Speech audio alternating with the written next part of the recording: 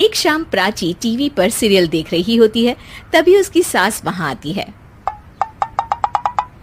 अरे सीरियल में तो ऐसे मग्न है जैसे आज रात का खाना पड़ोसी आकर बनाएंगे।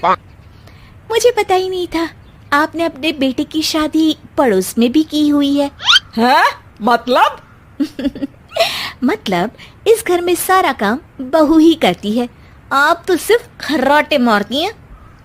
अच्छा जी, फिलहाल तो तुम आराम फरमा रही हो, चलो जाओ, ये मेरे टीवी देखने का समय है। आहा, इसीलिए मुझे भगाया जा रहा है। सॉरी, अब तो बिल्कुल नहीं जाऊंगी। प्राची की इस बात पर दोनों सास बहू के बीच टीवी रिमोट के पीछे बच्चों जैसे छीना झपटी शुरू हो जाती है, जिसके बीच श्लोक भी काम से घर वापस आ जाता है। हाँ, आज मेरी चूहे बिल्ली की जोड़ी किस बात पर झगड़ रही है? अरे तेरे बीवी मुझे टीवी ही नहीं देखने दे रही। अरे तुम्हारी मम्मी मुझे खाना बनाने के लिए फोर्स कर रही है। अरे वाह, ऐसे बेतुके रीजन पर तो बच्चे भी झगड़ा नहीं करते। अरे मुझे कुछ मत बोल, सब इसने ही शुरू किया है।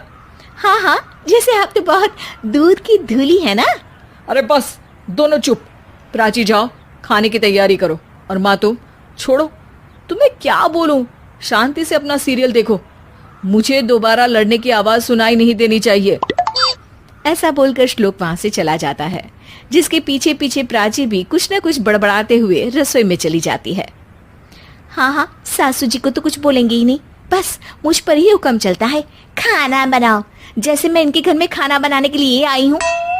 इसी तरह शाम बीतती है और रात को श्लोक और प्राची की सास खाना खाकर सोने चले जाते हैं, लेकिन प्राची गुस्से में कुछ खाए बिना काम में ही लगी रहती है। इस घर में किसी को घंटा फिक्र नहीं पड़ता, मैं खाऊं या भूखी रहूं। प्राची कुछ देर के लिए रसोई से बाहर जाती है और जैसे ही वापस आती है तो वहां दूध का भरा ग्लास देखकर हैरान रह जाती है।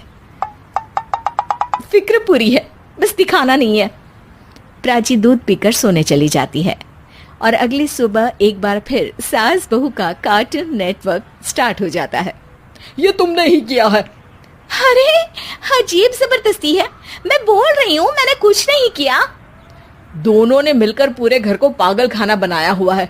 यहाँ कोई नॉर्मल इंसान तो रह ही नहीं सकता, इसीलिए अब पड़ोसी क्या रिश्तेदार भी घर आने से कतराते हैं। और सुन बेटे, तू भी चंगा, तेरी माँ भी चंगी, तेरी बीवी भी चंगी, रिश्तेदार। हाँ जी, आपको नहीं पता क्या, गंगाधर ही शक्तिमान है, रिश्तेदार ही। हाँ हाँ, बस समझ गया। कभी जानवरों जैसे लड़ेंगी तो कभी जुगलबंदी करेंगी। भाई मैं आप दोनों के बीच में नहीं फंसना चाहता।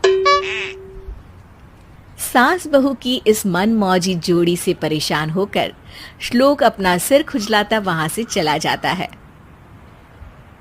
चलो अब मैं भी कीर्तन में जा रही हूँ।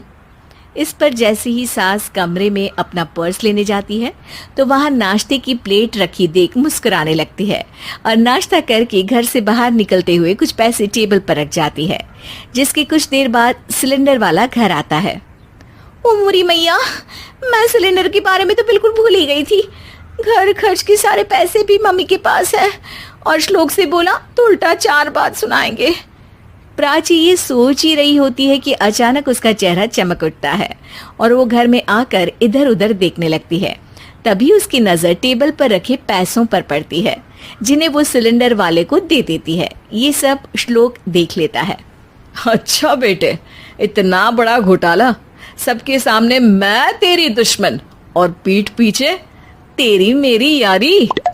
इस पर श्लोक एक प्लान बनाता है और शाम को सब एक साथ बैठे होने पर बोलने लगता है। माँ, तुम दोनों की बहुत लड़ाई होती है, इसलिए मैं सोच रहा हूँ कि प्राची को उसके घर छोड़ाऊं, इससे वो भी खुश रहेगी और तुम भी। अचानक श्लोक की ये बात सुनकर सास बहू शौक से उसकी तरफ देखती हैं। अरे ऐसे कैसे घर छोड़ाओगे, मुझे कहीं नहीं जाना। अरे तुमने बोला नहीं पर मैंने सुन लिया, तुम्हें मम्मी के साथ रहना अच्छा नहीं लगता, मुझे पता है। अरे वाह, अरे जब बहू खुद कुछ काम बोले तो वो तुझे सुनता नहीं, और अब जो इसने बोला ही नहीं वो तू समझ गया। जब उसे नहीं जाना तो फिर जबरदस्ती क्यों कर रहा है? अच्छा, फिर आपको मौसी के घर छोड़ाता हूँ, बस अब आप दोनों एक घर में एक छत के नीचे नहीं रह सकती। मैं इस टॉम एंड जेरी की जोड़ी को और नहीं झेल सकता। है? ऐसे कैसे नहीं रह सकते? तुम्हें इतनी दिक्कत है तो तुम्हारा बोरिया बिस्तर पैक कर देती हूँ, लेकिन मम्मी जी कहीं नहीं जाएंगी। बिल्कुल यही सुनना था मुझे। अगर दोनों में इतना ही प्यार है फिर हर वक्त ये लड़ाई का नाटक क्यों करती हो? देखा मैंने कैसे माँ किचन में दूध रखती है और तुम उनके लिए कमरे में नाश्ता रखती हो, और कैसे वो पहले ही तुम्हारी दिक्कत समझकर घर में पैसे रखकर बाहर जाती है। अरे भाई, इतना ड्रामा तो डेली सोप में भी नहीं होता जितना तुम दोनों ने इस घर में फैलाया हुआ है।